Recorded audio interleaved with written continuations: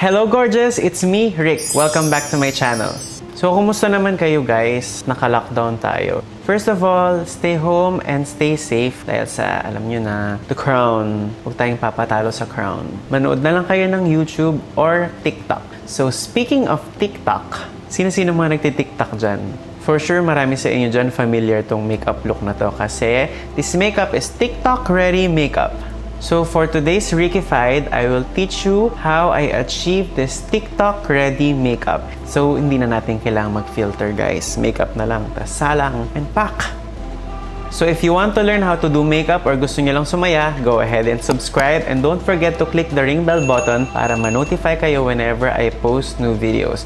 So if you want to learn how to achieve this look, keep on watching.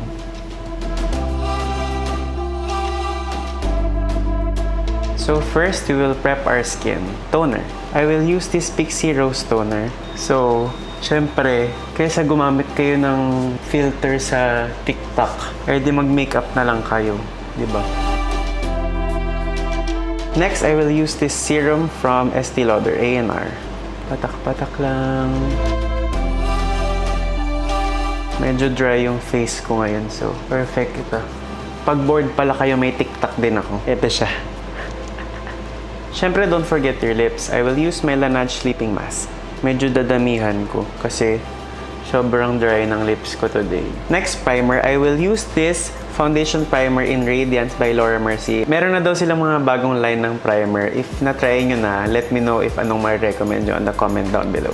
So, yung look natin today is dewy-dewy kasi yun yung uso sa TikTok. Kaya itong primer ko ay Radiance. Next, let's do foundation. I will use this Mercier's Flawless Lumiere Radiance Perfecting Foundation.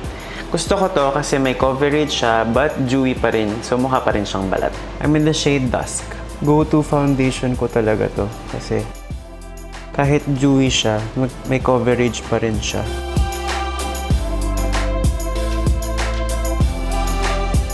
Then, gagamitin ko na din siya sa eye area. Mas gusto kong foundation ginagamit dito kaysa concealer kasi mas light siya. So, less creasing. Then, I'll bring it down konti to my neck para it's atay. There. Then, next, concealer. For concealer, I will use this one from Shiseido. It's there. Ang haba kasi. Synchro Skin Self-Refreshing Concealer Kineso. I will use the shade 302. I will dot it lang.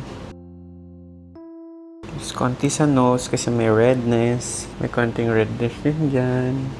And dyan. Then I will blend it with my sponge from Suesh. 150 lang. Ganda.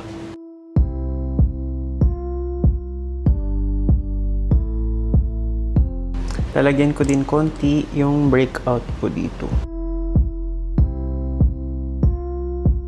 So before setting my face with powder, maglalagay muna ako ng liquid highlight. I will use this Moone Beauty Liquid Highlighter in shade Moonlight. Siyempre, hindi makakompleto yung TikTok beauty mo kung hindi plakado yung mga highlight mo. So, maglalagay ako dito. Dito. Siyempre sa nose.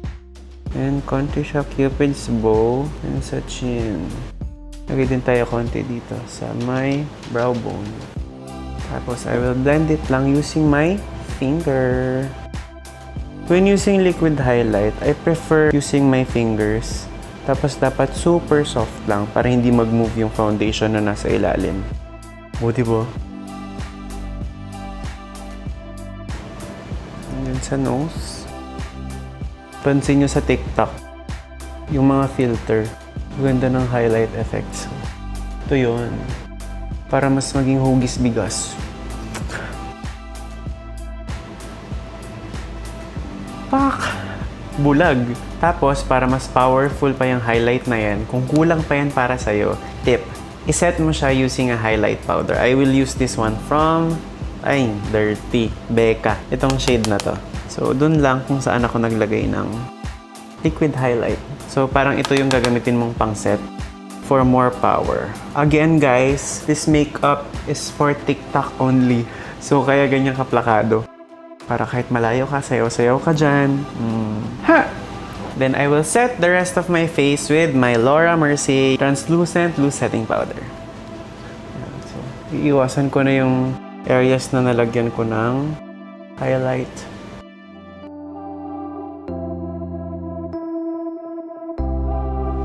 Okay, so mag-eyes muna tayo. I will use this new nude palette from Huda Beauty. Kasi maganda siya. Meron siya mga pinkish keme. Yun yung uso sa TikTok. So, lalapit ako para ma-sight nyo. Yan. Yan. Yan. Yan. Okay, so alisin muna natin yung crease. Tapos I will use the shade Secret all over the lids. Kahit anong tapered brush lang na ganito gamitin nyo, carry na siya. Alam nyo, nakaka-addict mag-TikTok. Nung una, super hate ko pa yung TikTok. Sabi ko dun sa kapatid ko na nagti-TikTok, baka Jologs mo, TikTok ka. Tapos pinilit niya ako. Tapos nung naumpisahan ko, hindi na ako tumigil. Nakaka-addict siya. Super. So, kalat ko lang siya sa lid. Concentrating the color sa inner. Tapos ikalat nyo lang. Then I will use the same shade. Gagamitin ko naman sa ilalim. By the way pala guys, stay safe, huwag na lang po tayong lumabas, mag-TikTok na lang po tayo tsaka mag-YouTube. At dahil dyan, kung hindi nyo pa napapanood yung ibang videos ko, tuna, watch kayo. Then I will use the shade Spank naman to intensify the crease lang. So, dito ko lang siya ilalagay para magkaroon ng definition si eyes. Yan, dyan lang. Sundan nyo lang yung normal crease niya. Actually guys, hindi ako mahilig mag-makeup sa sarili lalo ng ganitong pang girl. So, challenge din sa akin to. And I will also use the same shade sa ilalim. I will use a pencil brush. Tapos, ilalagay ko lang siya dito sa may lash line. So, tigil ako sa gitna. Hanggang dyan lang.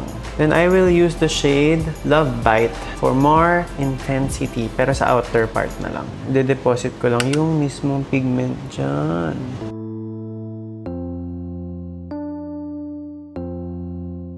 Sorry na, hindi ko pa wala nabalik si lapel. So, basta yung ginawa ko kanina, naglagay lang ako ng glitter shadow sa may muta, tsaka sa inner rim. Tapos ngayon maglalagay na tayo ng glitter na nasa same palette in the shade Infatuated. Lalagay lang natin siya dito. Sa gitna lang.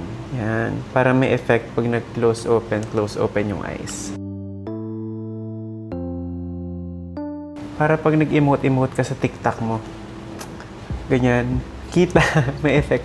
Tapos gagamit ako ng dark brown eyeshadow para gamitin for liner. Ako dito sa Nars palette ko. But kahit anong dark brown shadow, okay na. So, kailangan mo ng angled brush na ganito. Manipis lang, para fresh lang. Mahirap talaga sa sarili. So, sa mga magagaling mag-makeup sa sarili dyan, congrats, galing nyo. Struggle is real. Tapos, iwi-wing ko siya ng very light. Para ma-achieve mo yung wing, na hindi ka nagkakamali, chin up mo, tapos look down, tapos sundan mo lang yung line sa ilalim ng mata mo. So, parang yan, diretso pa ganun. So, dito siya. Yan. Tapos, idudugtong mo lang siya. Tara! Yan. Pantay naman siya. Tapos, under naman, babalik ako sa palette kanina. I will use the shade Love Bite. Tapos, I will use this liner from Teviant in shade Doyen sa inner rim. Para mas mag-open yung eyes. For me, it's better to use a nude shade, parang ganito, kaysa white na white, para mas natural ng very light. Then, maglalagay ako ng lashes. Tada! I used 747S from Faboulash. So, gustong-gusto ko tong 747S from Faboulash kasi mukha siyang natural. So, parang effortless lang. Next, eyebrows. I will use this one from Teviant. It's their Eyebrow Duo Powder in shade Empress. Perfect to for very dark colored hair, like me. So first, I will use the lighter shade muna sa inner part. So any angled brush ulit. Sundan nyo lang yung natural brows nyo. For me, kung pang everyday lang, mas madaling gamitin ng powder. So sino-sinong fina-follow nyo sa TikTok? Share naman kayo dyan. Yung mga magaling sumayaw, magaling kumanta, ganun. Grabe, nung dami na nagti-TikTok, kahit si Heart, si Kelsey Merritt, may TikTok na. So what are you waiting for? Then I will use the darker shade sa outer part. Dahil kung walang kilay, walang power. Then I will use this Brow Dimension Brow Gel from Mercier. Yan, para lang mas tamed yung brows. Next, magko-contour na ako. I will use the Sculpting powder from Kevyn Aucoin. This is my ultimate favorite contour powder. You can use any angled brush lang. So, starting from here. Para hindi nyo na kailangan yung slimming edit sa TikTok. And, of course, don't forget your jawline. Para hugis bigas. Sino may ayaw ng hugis bigas? And konting contour din sa forehead kasi medyo malaki siya. So, tingnan nyo, ang laki ng difference ng may contour sa wala. Diba? And of course, don't forget your nose contour. Use any eyeshadow brush lang. Parang ganito. So, dapat medyo plakado din kasi alam nyo na wash out sa TikTok. Yan, TikTok nose contour. So next, I will do blush na. I will use this one from Teviant Blush to Flush in the shade Rosette. Yan siya. Pagko-combinein ko lang yung dalawa. Tapos ilalagay ko siya dito. So mataas ang placement ko. Kasi yun yung uso sa TikTok. Tapos halos magkadikit na sila ni eyeshadow. Kita nyo sa yung mga filter sa TikTok, di ba ganun? Tapos magsagasa na din tayo sa ilong. Yan. Nakaka-pretty yung blush sa ilong ba? Tapos, highlight ulit. Yung ginamit ko lang din kanina. For more power. Mas powerful yung highlight. Mas madaming views sa TikTok. Ganon yun. TikTok. Sorry. Yan. Uso yan sa TikTok. Mga putok highlight na ganyan. Ganon. Then lips. I will use a Velvet Matte Lip Pencil from Nars. 2 shades. I will use Famous Red and Cruella. Una, yung lighter red muna sa outer. Para gagawin natin yung faded effect, yung mas dark sa loob. Then, yung darker sa loob. Use any blending brush sa edges para ma-achieve mo yung faded effect. Yan lang. Ganyan-ganyan na lang. Sundan na lang yung edge. Ganun-ganun na lang siya. Hanggang sa mawala yung harsh line. Tapos, pag i-blend ko lang yung 2 shades.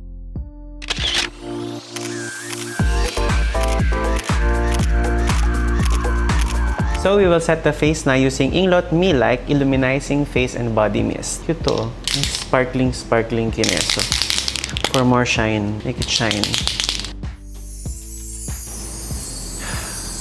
And we're done. Of course, don't forget your bling bling.